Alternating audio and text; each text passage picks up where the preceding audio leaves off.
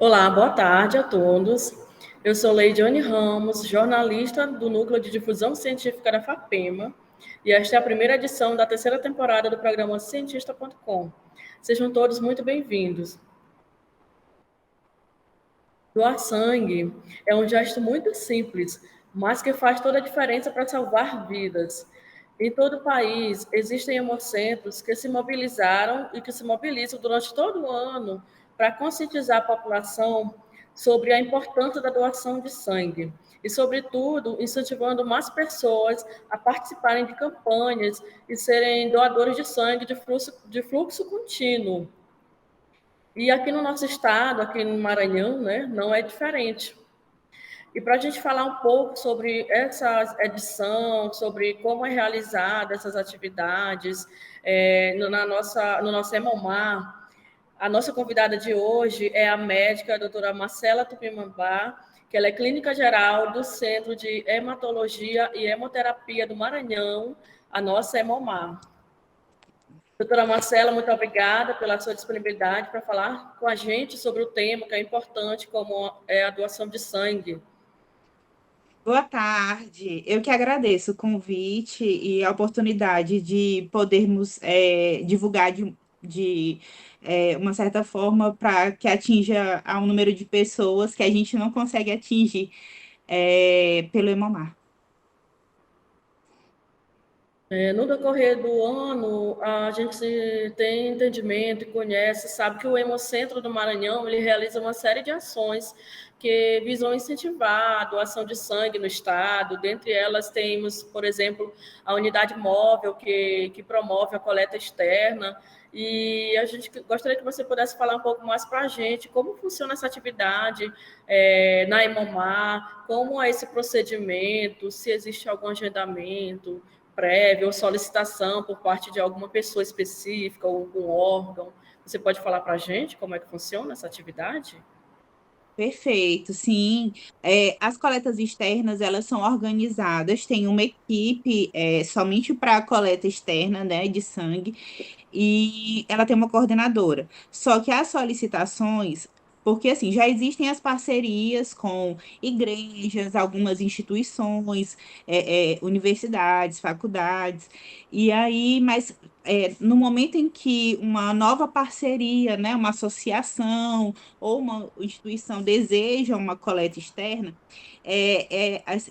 essa solicitação ela é feita diretamente para a direção do Hemomar, né? Então, assim, é entrar em contato com a direção do Hemomar, e aí a direção avalia, principalmente se baseando na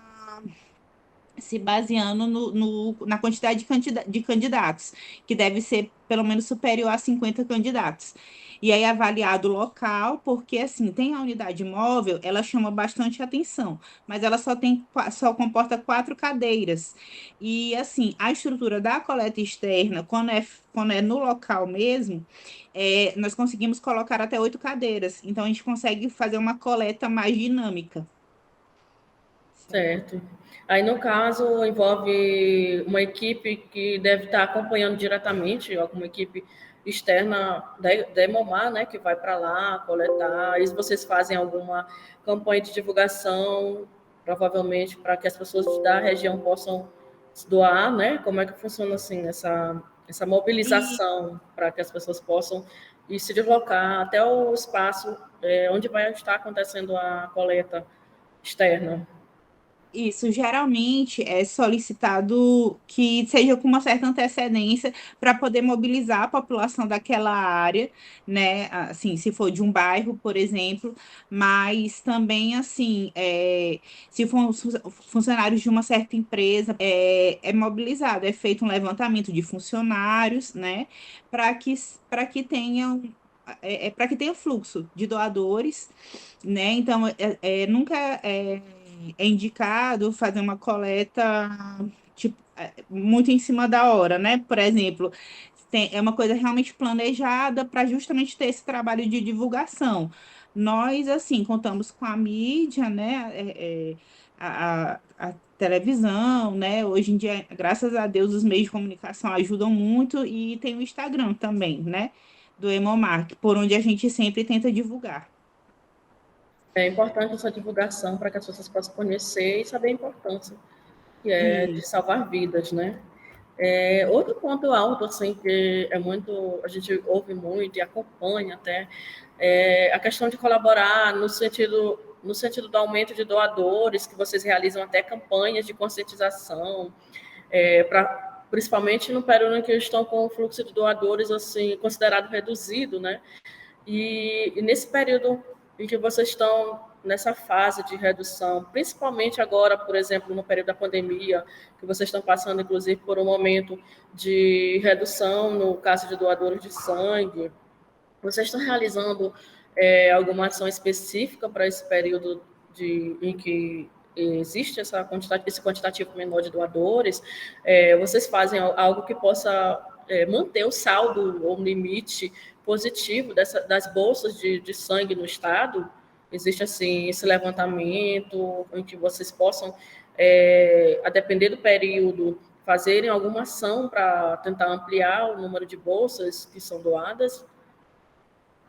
Sim, nesse mês de janeiro a gente teve uma baixa muito grande dos estoques por conta do aumento assim das síndromes gripais, né? Tanto a Covid quanto a influenza, e aí tivemos uma queda muito grande dos doadores, até mesmo porque com a pandemia a recomendação para sintomas gripais era que o doador ele ficasse impedido de doar por 30 dias, né?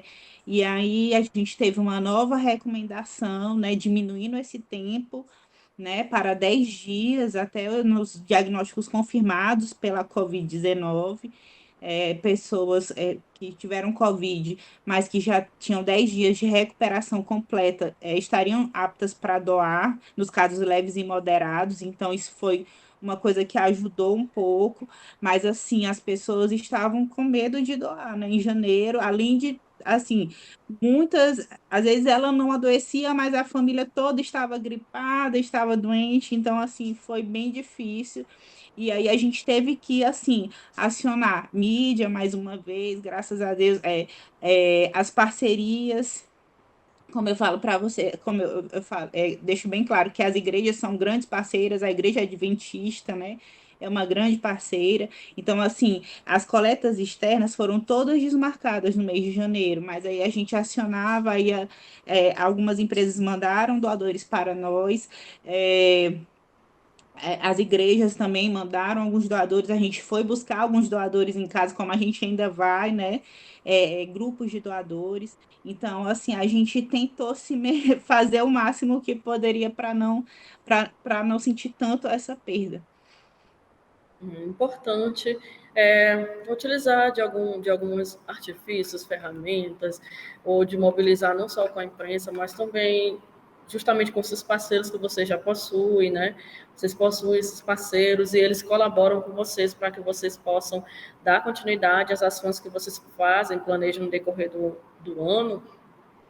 Além desse período da pandemia, como você falou, de algumas recomendações que foram necessárias de sofrer alguma alteração, elas justamente teve essa redução do período, principalmente também por conta do alto número de doadores que agora já estão vacinados, né? Contribuiu também para que tivesse essa redução no período de doação, né? Da redução de dias, não é isso? Pessoas que já se vacinaram. é, então, de certa forma, esse novo protocolo que vocês estão seguindo, assim como outros órgãos estão seguindo, se deve muito ao aumento de pessoas que já se vacinaram, não é isso? Sim, com certeza. A vacina ela contribuiu de uma forma que os casos de Covid que aumentaram assim, bastante esse mês de janeiro foram formas mais leves e moderadas, então assim as pessoas Mais se recuperaram mais rapidamente, né? rápido, e já assim, tanto que o Ministério emitiu essa nota se baseando nisso, de que as pessoas elas já estariam disponíveis, né, assim, para doar sem causar nenhum prejuízo a elas, né, a 10 dias após a recuperação. Assim como também não tem nenhum relato de contaminação por Covid-19 por meio da transfusão de sangue. Então, graças a Deus, tem um baixíssimo risco, né, de contaminação. A gente não diz que é zero, porque, não, assim, apesar de não ter nenhum caso relatado, mas não temos como falar com certeza, né?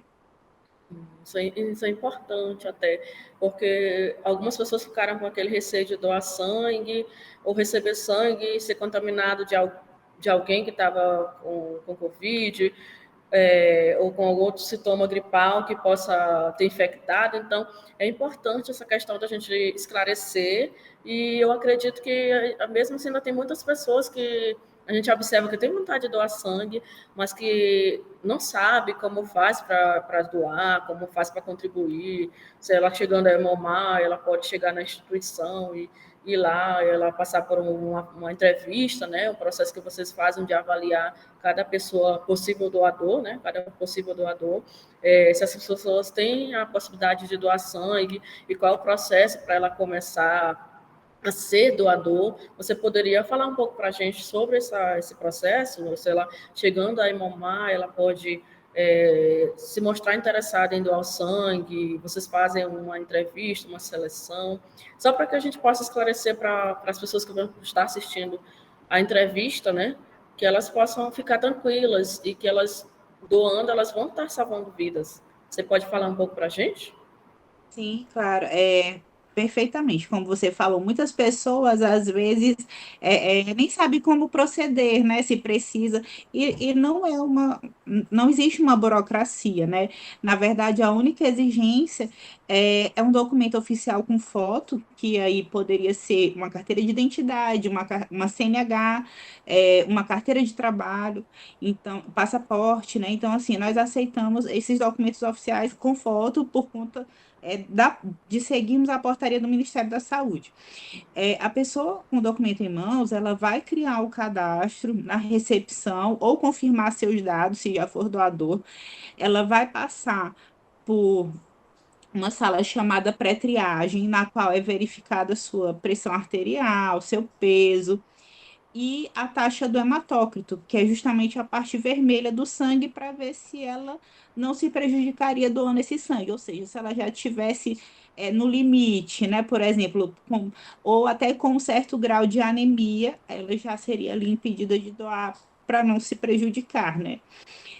Depois dessa pré-triagem, o doador, mesmo estando fora dos critérios, ele passa por um triador, que pode ser um enfermeiro ou médico lá no Hemomar, é, e aí é avaliado esses requisitos da pré-triagem e outras situações a que o doador, de repente, faça um tratamento de alguma doença crônica ou tenha se exposto a alguma situação, tenha feito algum exame, como uma endoscopia, passado por alguma cirurgia, ou até mesmo recebido sangue nos últimos 12 meses, por exemplo.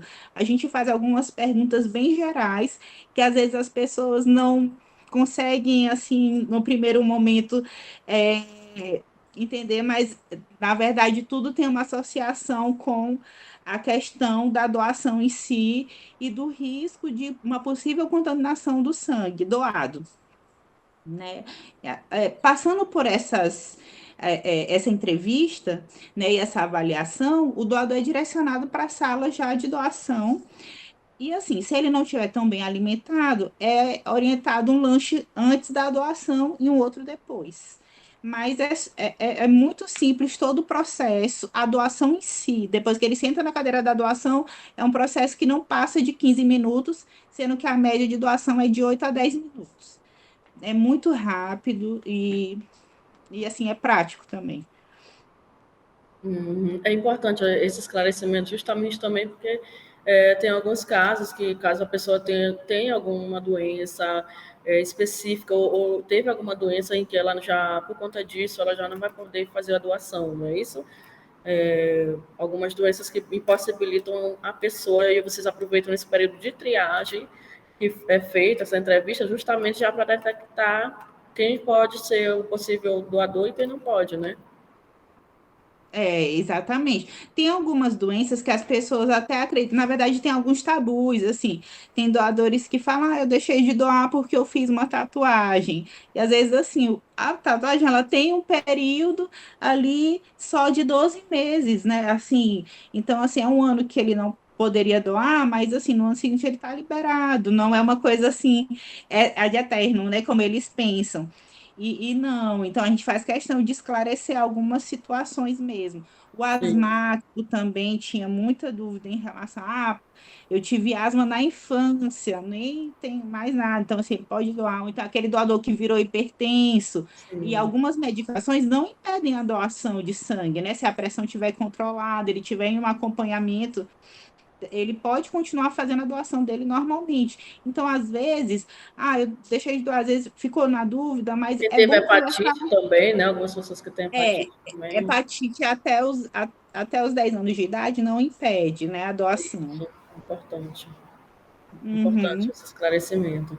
E aí a gente exatamente. sabe que, assim, infelizmente ainda existem, além desses mitos que já existem, né, as pessoas que têm medo de doar sangue, acham que pode prejudicar a sua saúde, porque acham que vai perder sangue, porque vai contagiar com alguma doença, né?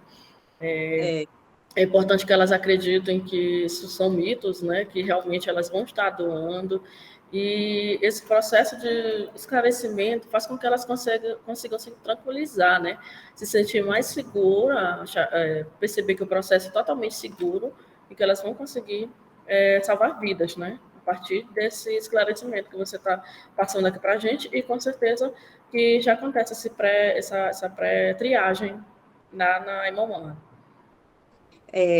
nós trabalhamos o tempo todo para que o doador ele se sinta seguro. Com a pandemia, as pessoas realmente tinham muito medo de assim, irem fazer o bem e se prejudicarem de uma certa forma, de ter uma queda da imunidade, coisas que não é, é, que não procedem, pensamentos que não procedem, assim, uma coisa correta, porque a doação em si não prejudica o doador se ele tiver realmente apto para doar, ele, muito ao contrário, ele vai somente ajudar uma vida, ele recupera todo o volume de sangue que ele doou em 24 horas, né? E as células dele em Importante uma semana já esclarecer. estão todas recuperadas. Então, assim, o que a gente também orienta para aquele doador é que, assim, de repente eu fui doar sangue, eu estava me sentindo bem, fiz minha doação. Uma semana depois eu tive febre, tive um quadro gripal, um quadro de diarreia. A gente sempre pede para que ele entre em contato conosco para poder avisar isso também.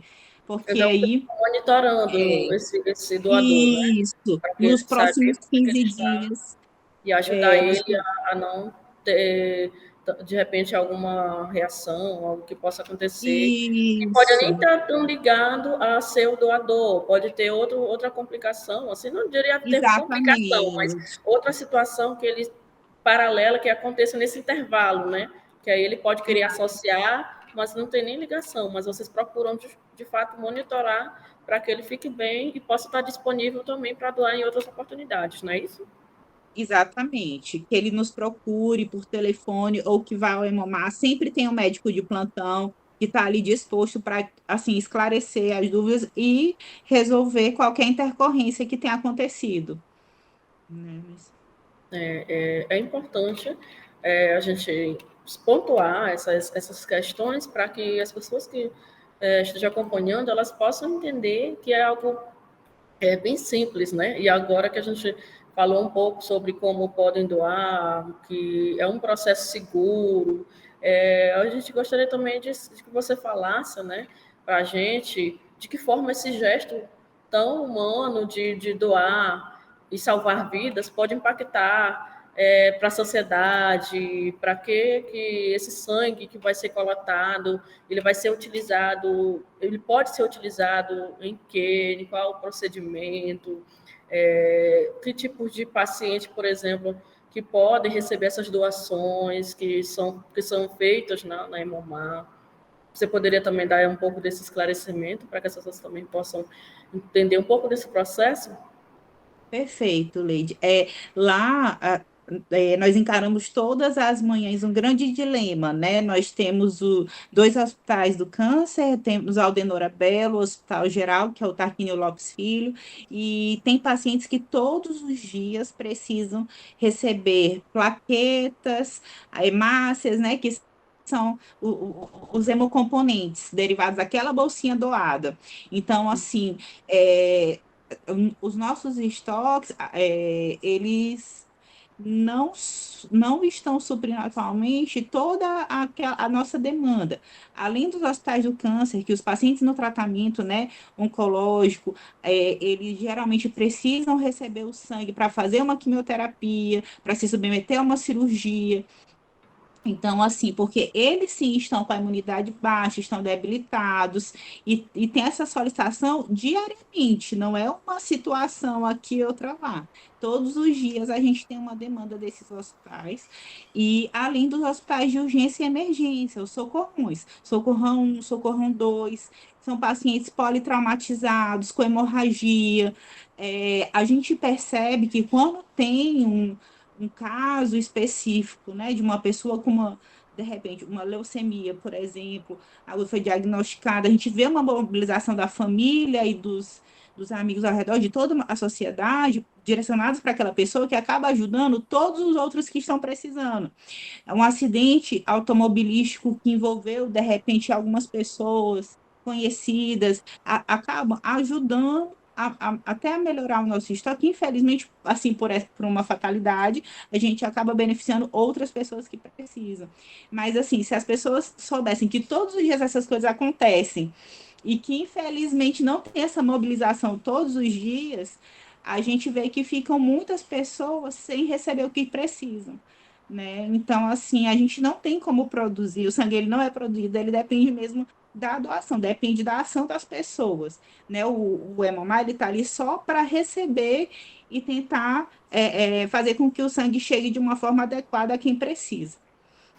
No caso, vocês recebem, administram, né, para que as É, pessoas de fato que precisem possam receber esse sangue e possam ficar bem, salvar vida de fato, porque tem salvar pessoas que a vida. precisam desse sangue para simplesmente para respirar, para conviver com a família, e a partir dessa doação contínua que as pessoas fazem, porque existe muito essa de, como você citou, as campanhas que as pessoas, famílias, amigos, próximos fazem, mas quando a pessoa se torna um doador contínuo, que está lá durante todo o período que elas podem doar, chega o período de doação, elas vão lá, fazem aquela doação durante o ano, né? Durante todos os anos elas fazem a doação. Se todas continuassem nesse processo de forma contínua, elas estariam sempre salvando vidas. E a gente conversando aqui um pouco sobre esse assunto, falando da doação de sangue, falando que é um gesto simples e seguro. Eu acredito que muitos espectadores que vão estar acompanhando, que estarão assistindo, né, a essa nossa conversa, esse bate-papo, eles com certeza ficaram interessados de saber a localização da Hemomar, que com certeza tem pessoas que não sabem onde funciona, o horário de funcionamento dela, e os dias que a partir do horário de funcionamento e dia elas podem estar se direcionando lá para ser um possível doador de sangue. Você poderia falar também para a gente, para que as pessoas possam se situar e procurar a Hemomar mais facilmente? Com certeza, nós ficamos localizados ali na rua 5 de Janeiro, sem número, fica próximo à Funasa, ao Hospital Presidente Vargas, né? E funcionamos de segunda a sexta, das 7h30 às 18 horas, não fecha para almoço, e aos sábados, de 7h30 ao meio-dia. Quem chegasse até meio-dia, ele vai fazer a doação, ele faz o cadastro até meio-dia. Aí, assim, às vezes tem algumas pessoas doando, então assim, vai fechar meio-dia? Não, fecha só depois que sai o último doador. A pessoa pode chegar até meio-dia para fazer o seu cadastro. É importante essa informação, né? Porque as pessoas, cada órgão funciona de uma forma diferente, e as pessoas, sabendo mais detalhes, elas podem se direcionar lá com tranquilidade, sabendo que serão atendidas e que vão aproveitar o dia para ajudar o próximo, né? Você pode falar também para a gente, a Imomar, ela possui o Instagram, né? O canal de contato diretamente com o público. A gente observa que vocês fazem algumas campanhas, algumas divulgações lá. É, a partir desse contato com o público, vocês também respondem algumas dúvidas e questionamentos por lá também, né? Você tem conhecimento que a equipe consegue dar esse retorno a quem procura a Imomar através das redes sociais também, né? Existe esse contato, essa proximidade. A gente vê que são elaborados alguns materiais de um cunho mais leve, mais didático, e sempre tentando desmistificar essas ideias de que pessoas podem doar e que podem ter algum problema de saúde porque está doando. Não, vocês deixam tudo claro para que as pessoas possam procurar a instituição, né? Vocês usam o Instagram, né? Além do Instagram, tem um outro meio de comunicação também que vocês possam utilizar, que as pessoas podem entrar em contato com vocês? Nós temos o Instagram, que é o Mamá Oficial, e temos um WhatsApp, que eu posso deixar para você depois colocar a informação, número, porque o WhatsApp ele também foi uma ferramenta excelente para tirar dúvidas de alguns, até doadores já de repetição, e o Instagram. Como você fala, a gente, por meio de poder divulgar informações, e a informação é a melhor ferramenta para que as pessoas desmistifiquem bastante, né? Bastante coisas, quebrar tabus. E aí a gente tem usado muito a nosso favor essas redes sociais e tem dado muito certo para tanto atrair doadores quanto problemas, sim, sempre vão ter alguns problemas. Infelizmente, a instituição não é perfeita, né? Mas assim, a gente tenta fazer acontecer, tenta tratar o doador de uma forma que ele realmente é a peça principal, ele é a peça principal para a gente, e assim, fazer com que realmente as pessoas entendam a importância desse ato. Então, a partir dessa nossa conversa, desse nosso bate-papo, eu gostaria de agradecer a participação da doutora Marcela Tupinambá e tenho certeza que conseguiu esclarecer muitas dúvidas dos espectadores, as pessoas que vão estar assistindo esse vídeo, que estarão acompanhando, que estão acompanhando o que a gente tratou, esclareceu, né? E a gente espera que cada vez mais pessoas possam se sensibilizar e procurar o Hemocentro para realizar suas doações, né? E então, de antemão, a gente agradece a doutora Marcela, tá? Muito obrigada por colaborar com a gente. E a Fabemos está aqui também de portas abertas para estar colaborando, sendo essa parceira, né? Realizando parcerias também com a Mamar, tá certo? Tá ótimo. Na verdade, eu que agradeço mais uma vez pela oportunidade, pelo espaço. Eu espero, assim, ter sido clara e, assim, estamos de portas abertas. Eu digo isso por mim, que sou uma funcionária de lá, mas, assim, que é o que todos nós lá sentimos. Nós vestimos a camisa mesmo e estamos à disposição, tá? Muito obrigada por essa oportunidade, tá, Leide? Não, eu que agradeço a sua disponibilidade em colaborar com a gente. Então, muito obrigada. E essa foi a primeira edição da terceira temporada do programa Cientista.com.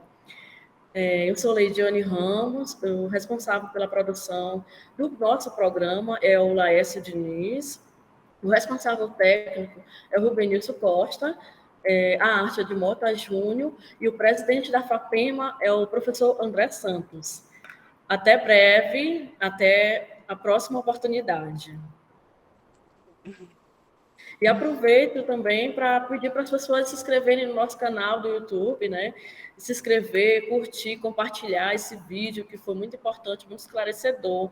Você pode acessar o FAPEMA Oficial e acompanhar, além desse vídeo do cientista.com, nós também temos o Pesquisa em Destaque, temos outros vídeos, como o FAPEMA Responde também, que são alguns conteúdos que nós produzimos, que a FAPEMA produz, o Núcleo de Difusão Científica da FAPEMA produz. Você pode acessar e conferir o trabalho que é desenvolvido pela FAPEMA, Fundação de Amparo à Pesquisa do Estado do Maranhão.